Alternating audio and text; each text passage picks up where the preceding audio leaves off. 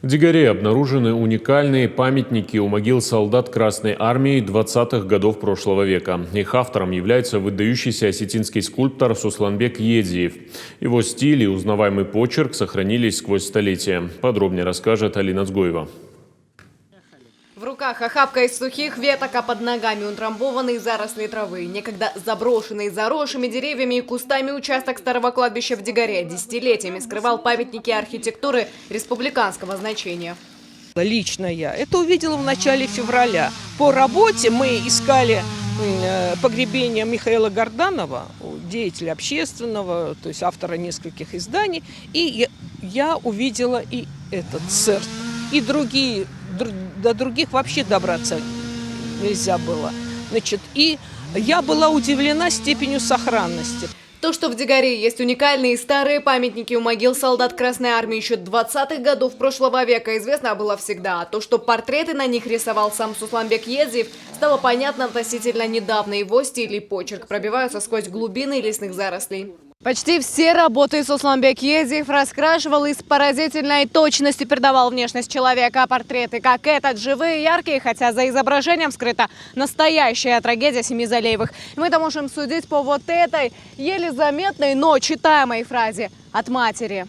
Душевные ноты – история человека, увековеченной рукой выдающегося скульптора. Спасательную операцию и его наследие сегодня проводят студенты исторического факультета СОГУ вместе с экспертами организации «Наследие Алании». Колоссальная по объему работа и заодно уникальная возможность встретиться с фрагментами эпохи гражданской войны. В районе города Дигара проходили очень важные события эпохи гражданской войны. Мы как раз-таки ратуем за то, чтобы никакие события не надо забывать, нашу историю надо хранить.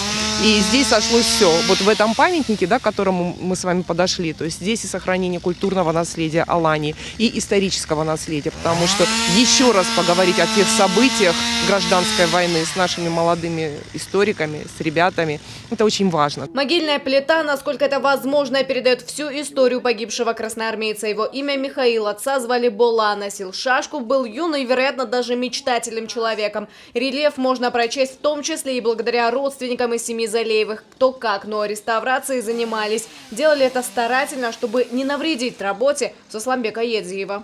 Михаил Булаевич является двоюродным братом моего деда. Отец, он рассказывал мне, что он его восстанавливал, покрасил вот этот памятник.